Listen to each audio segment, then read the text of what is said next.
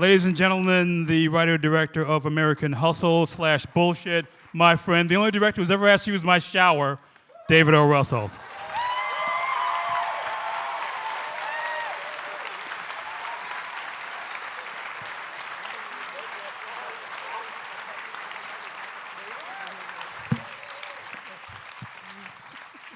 Yes, it was 15 years ago you asked to use my hotel shower, and we're still friends despite that. So, I've got to ask you because so many of your me. Yeah, okay. So. I'm sorry, I didn't mean to interrupt your stream there. So many of your movies are kind of about tribes going up against each other. Yes. Like almost like warring families or clans. Where does that come from for you? I don't know, there's something very elemental about it. I think that started really for me with The Fighter. And I happened to write... But you could even say it was the case with Flirting with Disaster as well. I mean, even in that case, there's like these sort of tribes. I mean, it goes back to that, I think, even. True. I don't know, maybe it's just how my family's wired, you know? I mean, I have a huge family that's scattered over the 5 boroughs and all of the New York area. But see, for me, after Three Kings, which is when I met you at that time, when you were at the New York Times, I feel like after that period, I kind of had a period that was very difficult for me for a lot of reasons. I mean, part of it was that I was helping my son, who has bipolar issues, find a better school and everything, which became a massive undertaking with my ex-wife. We got divorced. I lost my way as a storyteller a little bit, and that became a very difficult period for me. And the reason I talk about it is because that difficulty kind of turned out to be the best thing that could have happened to me. I mean, as a filmmaker, because it kind of humbled me, and it led me to, when Sidney Pollack gave me Silver Linings Playbook, which I took as a writer for hire, it was a very personal chance for me to write about my own family, which would have factions about how to handle that situation, about the bipolar kid. And I related very personally to that, but it was more very much from the gut, or as Irving would say, from the feet up. You know, it was very deep and instinctive and kind of pure. And then I couldn't make it. I couldn't get it made. My stock was low, frankly. You know, I couldn't get a movie easily made. Even after The Fighter? No, I wrote it before The Fighter. And then I got to make The Fighter, thanks to my, Mark Wahlberg, my friend who gave me a great opportunity and believed in me. And Silver Linings and The Fighter kind of talked to each other, because I was rewriting Silver Linings, and as I was writing The Fighter, helping to rewrite it, even though I was uncredited, and creating very powerhouse women's roles, which became the secret to me. Powerhouse women's roles was a great, that's it. I mean, many things became very clear. I have very strong women in my family, so suddenly it was so clear to me, that these were the people, and I think all my life and all my filmmaking was really leading to this period. I'm a late bloomer. I thank God it happened, before I died, that things became very, because it can happen, where you're doing good films, but you haven't really gone down the way you're meant to go, deep, the way you can do, from the music of your own heart. And to my shock, to see the things that were revealed to me as to who I am and what I love as a filmmaker, including romance, which started in The Fighter and then continued into Silver Linings. I happen to love it, and I love the enchantment. People fighting for romance, too. I mean, there's a real fight for love in these movies, isn't there? Yes. Microphone. No. Oh. I thought maybe I was talking too much. I was going to bench myself for a minute. Please don't. Nobody's here to see me. Trust me. No. And they're applauding for that. But when you came to my show to talk about The Fighter, I told you that was a line of demarcation for me, because the movies went from being kind of about abstract, figurative things to real emotion. There was a line that happened there too, was certainly is about feeling and people talking about feelings and fighting for these things. And that was also, was being humble something that put you in touch with emotion in a way you hadn't been before? Very much so. I think it got me out of my head, and it got me very. I don't think anything is a cliche when you really do it, from the heart, and when you know people who have been through it themselves, or you've been through it yourself. Romance or heartbreak or any of these stories are not a cliche.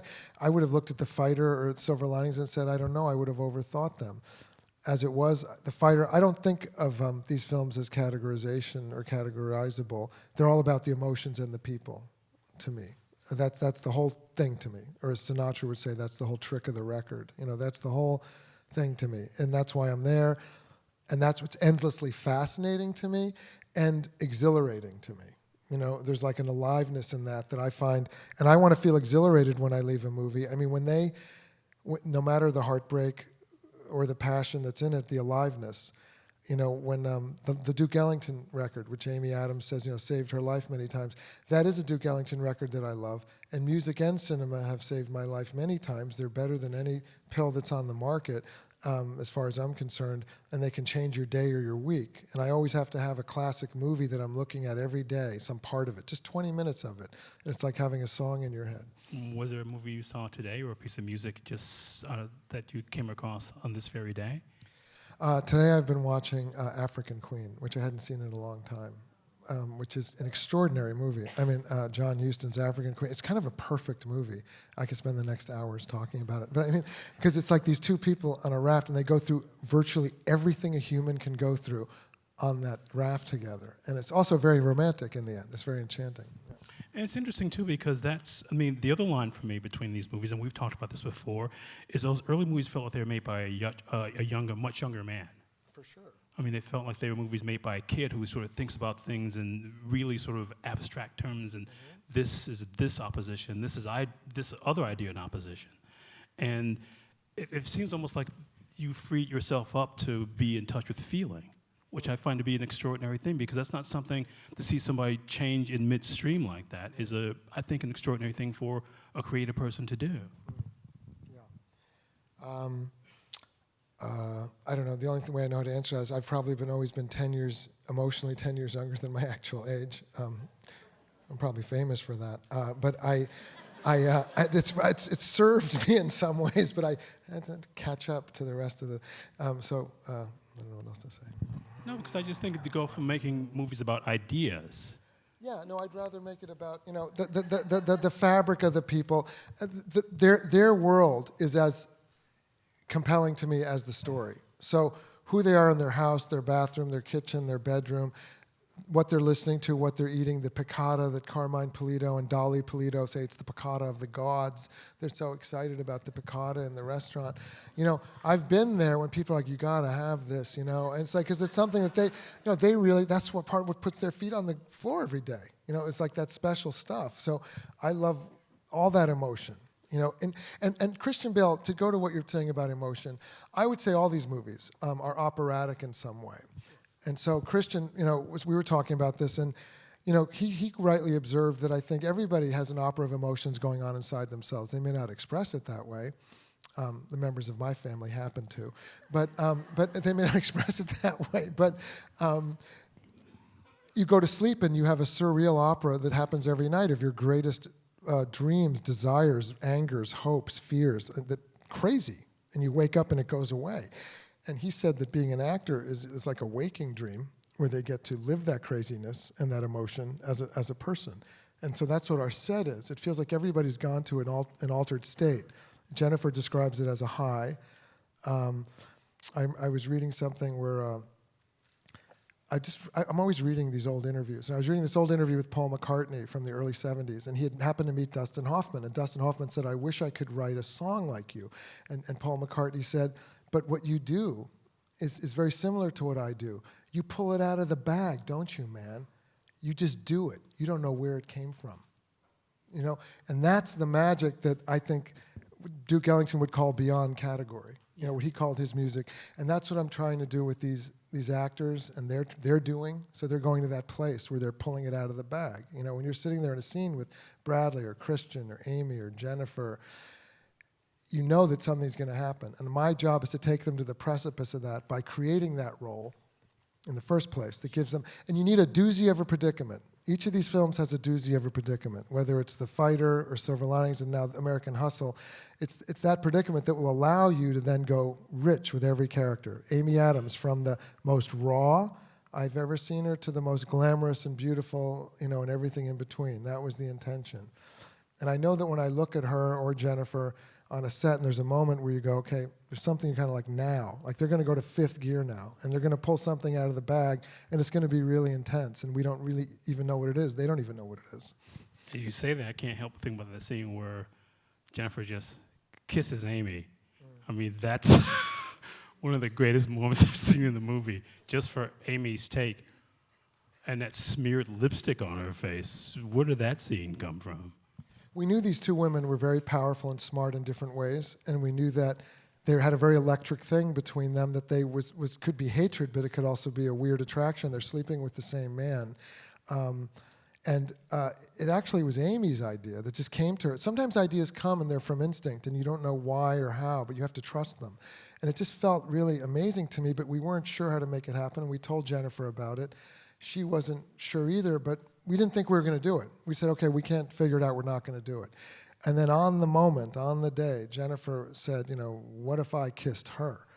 Because it's my goodbye to her. It's like my farewell, and it made sense in that way. It made a toxic Rosalind Rosenfeld sense, this Picasso of passive-aggressive karate, that would be her coup de grace.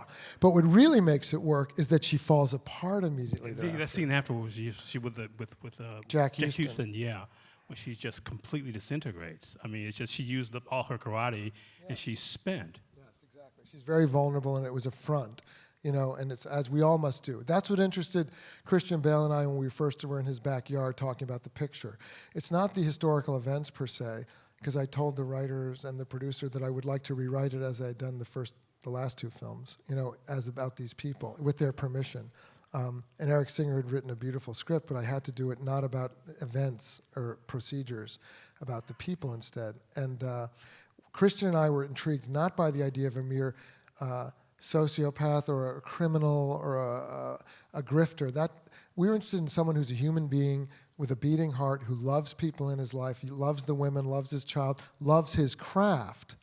And as anybody, how he's like everybody. You have to embrace an identity and a passion in life, and sometimes you lose that, or you have to redo it. It's like a do-over. My marriage fell apart. My job fell apart. I don't like how I look. I don't know who I am. That's what we were after. So when he's doing his hair for us, it's like his soul. It's not his hair, and his meticulousness is an art. He thought of his character as a theater director or as a film director, as an artist, and that Richie was a very eager student, and Edith was the student who had surpassed him in this art. And that was a term he took from Bob Hoskins from The Feet Up. That Bob Hoskins had said to him, "Acting's not from the ears up; it's from the feet up." It's funny you say it, because as I was watching this, I kind of found myself thinking of Bob Hoskins in Along Good Friday a little bit. Oh my God. You know what I mean? I mean, that kind of thing where he has to sort of he has to take over a room, and when he's in the room, we're not sure what's going on. You know what I mean? I mean, that kind of power he brings to this. Yes. It happens to everybody every day. It can be at home or it can be at work. How are you going to be part of a room or run a room? Well, I just found what's interesting, too, about the second half of your career is that each of these, as the movies are unfolding, we're not aware of plot. I mean, it seems to be happening in the moment very much so much so, and in such grand operatic terms that I think as audiences, we're lost in the moment. Is that important for you as a filmmaker, too, to sort of make that feel like it's completely happening intensely and we get lost in that? Completely. That's the wish, is to completely immerse us in a moment that's so deep in itself that you don't exactly know what's going to happen next. And you're almost having to catch up with the picture, Because that's a really novel way to deal with this. Because again, just going back to that first half, we were kind of aware of where we were being taken, and you got pleasure in sort of like laying out that track for us to follow. And that doesn't happen in these last three films at all. Oh, you think it's more so in this picture? Yeah. What are you saying? I'm saying in these last three, with The Fighter and Silver Linings and this. I mean, that's the other division to me. Right. That the moments are so rife, in fact, that again, you get lost in them a little bit. That's absolutely. I would say that's what I love in my favorite cinema. You know what I'm saying? I mean, is you get lost in something. It's so intense that it kind of overwhelms you in a way with whatever it is, and then as you're sort of waking up from that, it's plunging you into the next moment. And then I like it that at the end of the movie, it was so bracing and exhilarating and alive that you may have to go back and watch it again because you have to kind of watch how it was put together, or you have to try to see what happened. In this way, it's kind of a con game, because if you're paying attention, actors, you plant somebody at the very beginning in that party scene,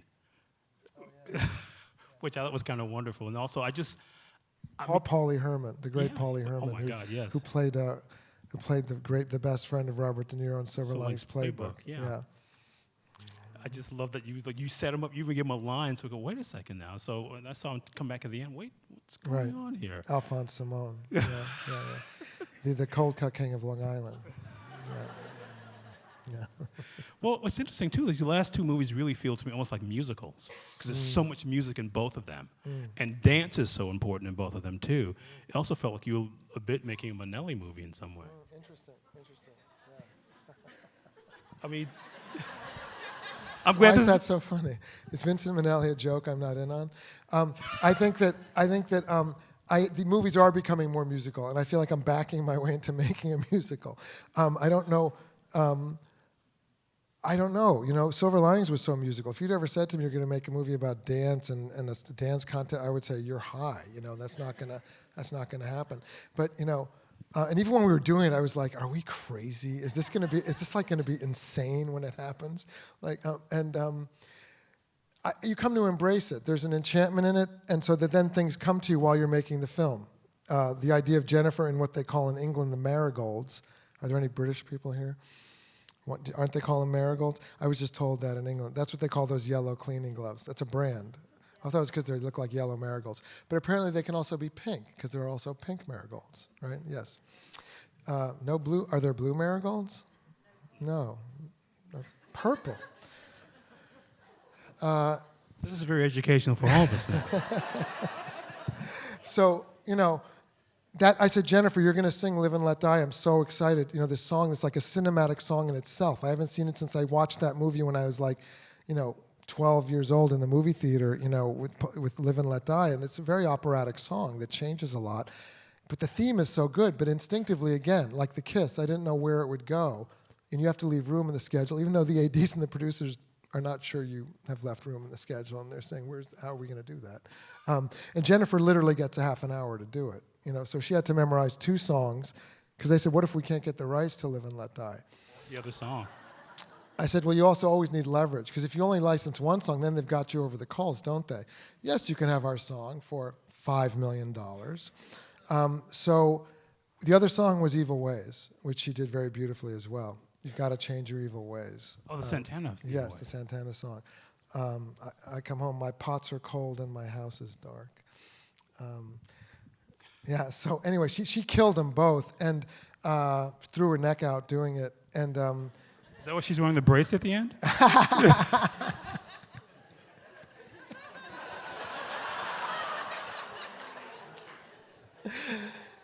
No, that was actually because her character had moments that were really dark that involved things that we decided we were not going to do. And I just loved seeing her in the neck brace. When she was preparing last year for the Golden Globes, we were doing like a camera test for this movie, and I remember strapping it on here, and I just was like in heaven, and I just knew it had to be in the movie somehow. I didn't know. I just thought this is something I love about this. And the women always having their hair up, which is like my mother's world, just a different world. I like that with their women with their hair up. Anyway, so then it turns out to be the proper declaration of independence for Rosalind, a toxic declaration of independence. I'm going to let something die to let something live.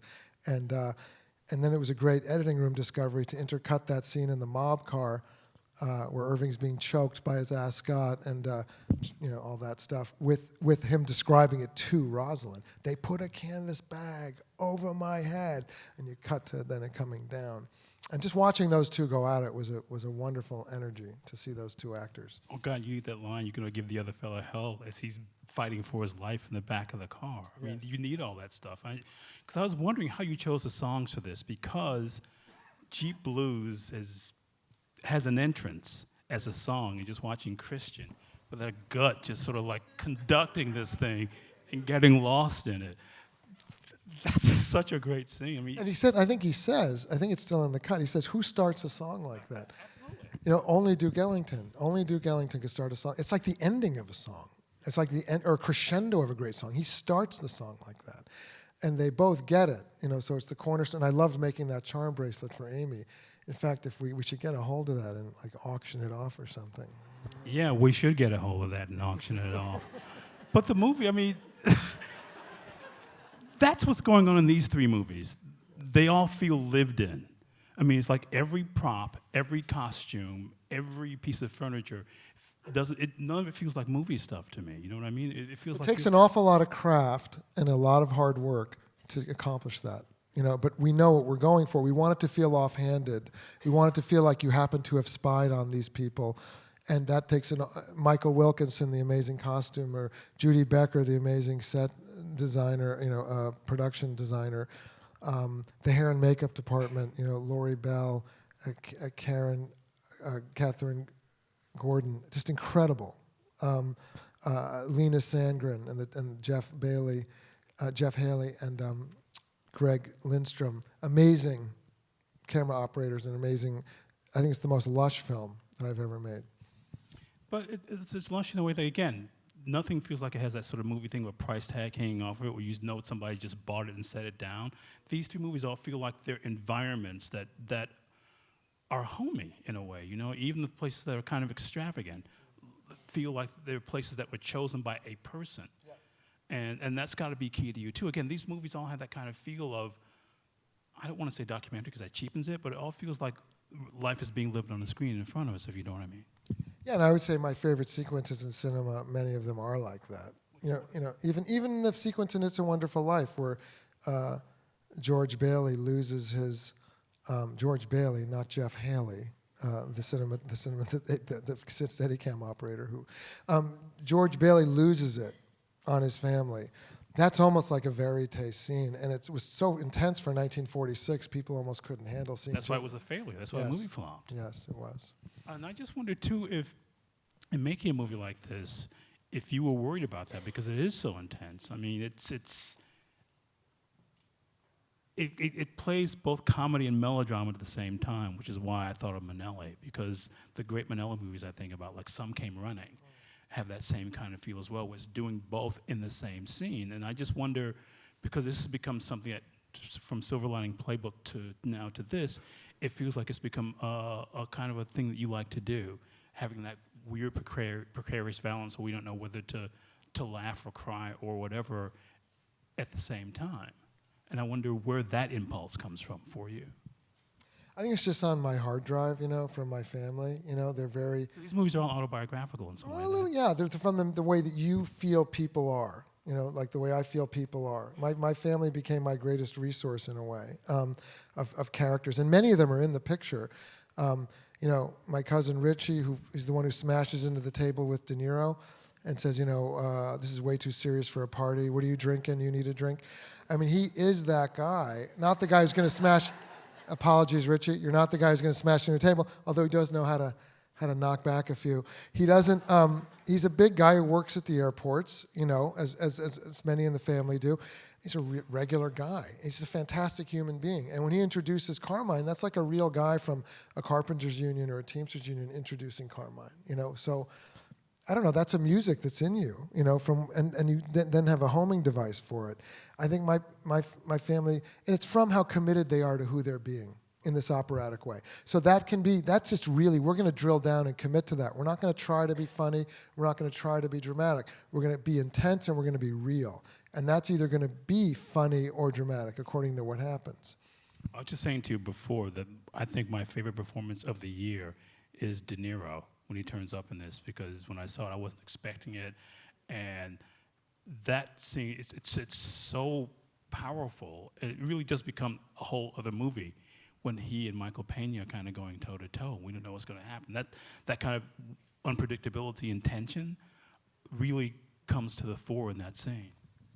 Well, I didn't know if Bob would do it. I knew I wanted that person at the end of that tunnel to be a formidable person, and it was nice if it was De Niro, but you didn't know it was De Niro until you kind of wait, who is that? Oh my God, that's him. And he is meticulous and passionate when it comes to doing a part like this. And I was just telling you backstage that the Arabic thing was actually one of the crazy things that were true. That I said that's too crazy to be true, and I don't care if it's true. I think it's too crazy to put it in the movie.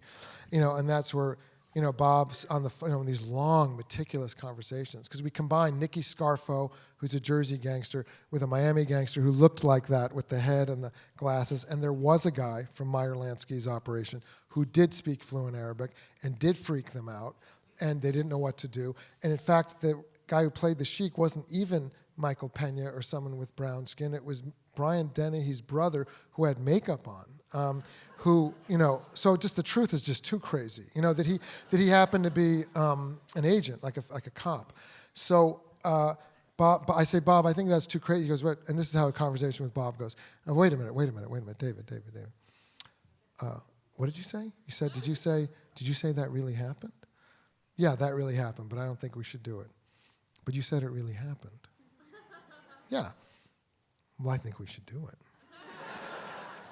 But I mean, come on, it's too crazy. And are you going to learn Arabic? Are you really going to learn Arabic, Bob? Don't worry, I'm going to learn the Arabic. I'm going to learn all the Arabic. Don't worry. How are you going to have time to do that? How are you going to don't worry, I'm going to learn the Arabic. And he was so committed to learning that Arabic. And here, one of my favorite moments, everybody was very excited to be together on this set. You could feel the elevation and the electricity of these actors being together in such risks for each of them that they'd never done before. And so, Amy's very excited that, Bradley and Jennifer are there, and Christian's very excited, that Bradley and Jennifer and Amy are there, and that De Niro is there. And when I introduced De Niro to everybody on the set, they're all in costume and makeup, and he shakes all their hands, and, he meets everybody. He met Christian first, but he kind of blew by him like he was like nobody, and he gets all the way around, and he comes, and he pulls me aside again, which he, can do anytime he wants, and he goes, David, I know that's Amy, and there's Bradley, that's Jeremy, but who is that guy? That guy, the fat guy? That's. I said that's Christian Bale. He goes, no, the guy next to Jeremy right now who's talking to Brad. Yeah, that's Christian Bale. That's Christian Bale. I said, yeah. He goes, wow, he looks really different. And then it gets a nod of approval, which is, the ultimate Bob approval, which is. And I had to then take him back and reintroduce him to Christian, because now he knew who he was meeting. And so he came up and shook his hand and looked him in the eye, and said, oh my God, it's so nice to meet you. Wow. Because that scene, I mean, just when you think you know where the movie's going, then all of a sudden, wait, is that Robert De Niro? I mean, you like the idea of surprising yourself in these movies too, don't you? I mean, you like the idea of constant surprise, because that's another element that unites this sort of second half of your career, these continual unexpected things. I want things to escalate in a way that's unexpected, which is not easy. And I did like the escalating danger, which did happen in real life. The FBI got involved in this thing, and it just got crazier and crazier. And like, it kind of blew sideways. And a lot of that stuff turned up on TV, where you would see, they would show some of these app scam things on video, and you go, somebody believes that? I mean, because it's so weird looking as you're watching the videotape. Yeah, no, it's all crazy. And the thing to me is, it was a much more innocent time. Like I was saying about, to me, the 70s were a kind of time of a certain formality. I don't think of them as grimy. I think of them as, my parents were middle class, and they had a formality about them. My dad was a salesman, my mom was a secretary, but they had an elegance about them, and their friends did. So they dressed in a way, and that's how I think of it. There's a more romantic time. And indeed, $75,000 in a briefcase is innocent compared to today, where, the Supreme Court made it legal, and hundreds of millions of dollars, billions, finance our elections. I don't know who's paying for that. It's not me or anybody I know. And I don't know what they're getting for that either, by the way. So Richie pierces the veil momentarily from a good intention from his mother's kitchen. I'm going to go do good for us, and I wanted to see his mother, Bradley Cooper, who started chewing his tongue like a relative has had, and it changed his whole.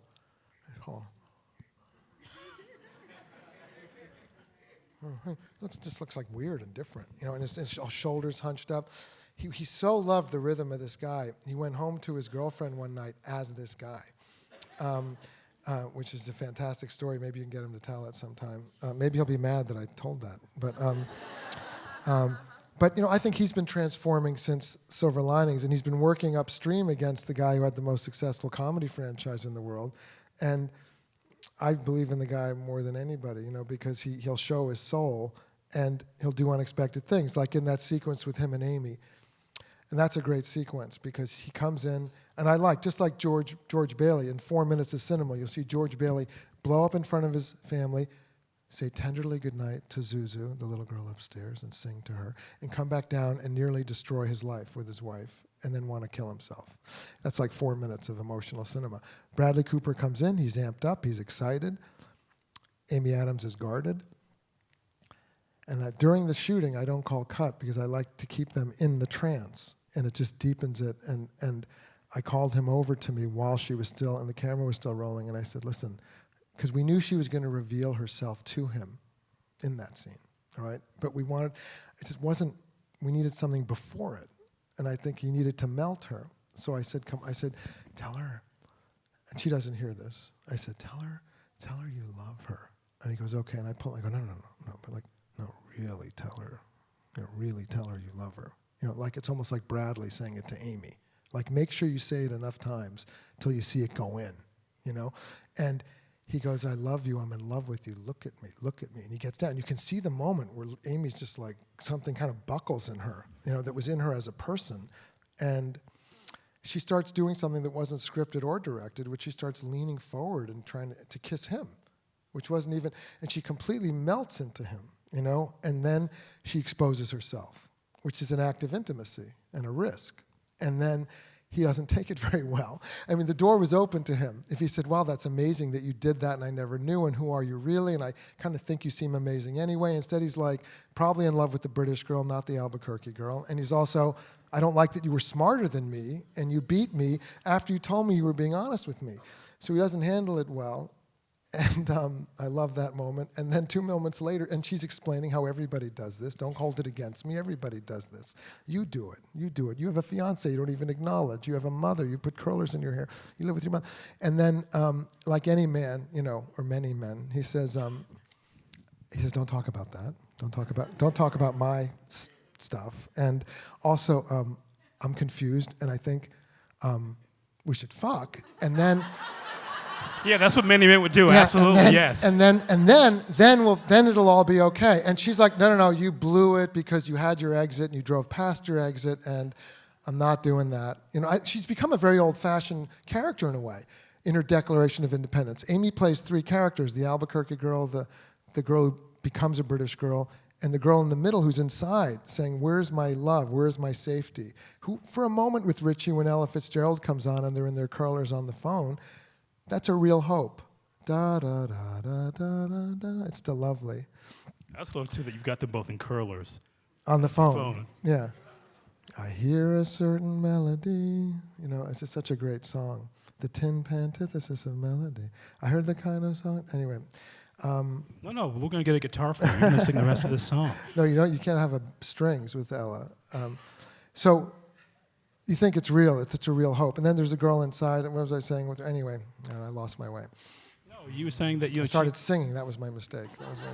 That's always a mistake when you sing, David. I think... I sing on the set, we play music on the set a lot. How do you choose the songs? Because there's so many songs in this. Well, you have many of them when you write, and you have... Yes, and you have many of them that are from your heart, and many of them you play on the set so the actors can feel the looseness. I don't want it to feel like a movie set. We have a huddle in the van every morning, not on the set, because I say, this is the movie, right here. This, you, me, the breath you feel right now, this is it. Not out there with the lights and everything. It's this intimacy, because you're asking them to be very vulnerable and very intimate in a place with chaos, with grips and lights and trucks and schedules and shouting and all this stuff. So I want them to remember that and I want to tell them how the day is going to go. I'm going to tell them this is how the whole day is going to go. Everybody this is what we want to do, and we'll talk about the whole song. And I'll play the music for them. This is the song, I've Got Your Number, that's their love song, that Jack Jones recorded for us himself in the picture. And I love that when we hit them, they're singing it in sync with the song, to go back to your musical idea. That's another musical number in it. Or to have Irving singing with Carmine, the 2 guys singing Delilah, together with all their hearts. Those are just wonderful moments. I think what's the thing that probably unites most of the movies you've done, though, is that there's a sense of vanity that you like making fun of. Some of these characters that you've written are incredibly vain people. And just, I was thinking about Bradley in this, or to some extent, the way he's trying to get his weight down in Silver Linings Playbook, or Clooney a little bit in Three Kings, or Ben in Flirting with Disaster. There's something kind of presentational about these people. They want to be seen in a certain way, and when people don't see them that way, they don't know what to make of it. I don't know what to make of that question. I don't. I mean, whenever you reach back across the divide to the earlier movies, I kind of get lost. Yeah, a little Why? bit. I don't know, because I know my way from the last three movies, and that's like a galaxy far, far away to me. And Can you not look at those movies anymore? I can absolutely look at them, and I think they're good, and I think they're filled with inspired stuff. I just don't. To me, it's like somehow it's like I don't know what to say. It's when you're doing these kind of things, you're in the rhythm of these kind of things. I don't know what you mean by vanity, because when you first said it, I would say, who isn't, in the sense that who doesn't, you have a certain way you dress, you have a certain way you wear your hair, you changed it since I know you, didn't you? Yeah, so, I mean, it certainly changed color a little bit, did it? No, did it? No, it did, right? No, that's a choice. That's a choice, though. It's going whiter right now, as a matter of fact. You could dye your hair, you could not dye your hair, so those are all choices that people make that I think are interesting. Yeah, but I think... When I come up, he's always smoking a cigar when I come up. I came up to him outside the L.A. Film Festival, and he had a cigar. The cigar smoke precedes you seeing him. You're just like, who the hell is smoking? Oh, Elvis, hi. And you greet him, and you smell that Cuban cigar. They don't care. But I think these guys, there's this investment in the way they look, though. Let's just look at Bradley in this, and also Christian's character. But every character in the movie, I mean, maybe with every character in the movie is conscious of how they want to be, and they had wardrobe that preceded who they were and now who they want to be, and there's aspirational wardrobe. And Amy's character actually did work at Cosmopolitan in real life. That's how she dresses like that. Just like a Cosmo cover girl. Yes, those which has a lot of confidence and a lot of enchantment that she believes in, and is also can be allow you to have a certain power in a room. Talk about getting Christian to sort of make himself into that guy who's, as we would say, not Batman. I mean, this guy who's very different and is not afraid to show that. I mean, because he often plays these guys who are incredibly sort of like armored and keep people at a distance. And here he's always sort of opening himself up to people. He's Fat Man. I love the fact that Christian and I do the roles together that for him are vulnerable, goofy, sweet, kind of lovey, kind of fractured, kind of pathetic, kind of, all those things. So that's what we like to create, and I think he gets off on that. And also, between this and The Fighter, these guys who can't stop talking. Which I find to be, because he's often playing these guys who, again, are really kind of wary. Yeah, he could do a silent movie, a very guarded character. Jeremy Renner as well. Said, my God, David, this character is the opposite of who I am. I mean, he tends to be a more closed person, and this character wears his heart on his sleeve and is the most warm, embracing character. And it was fun to see him be that and have that come out of him.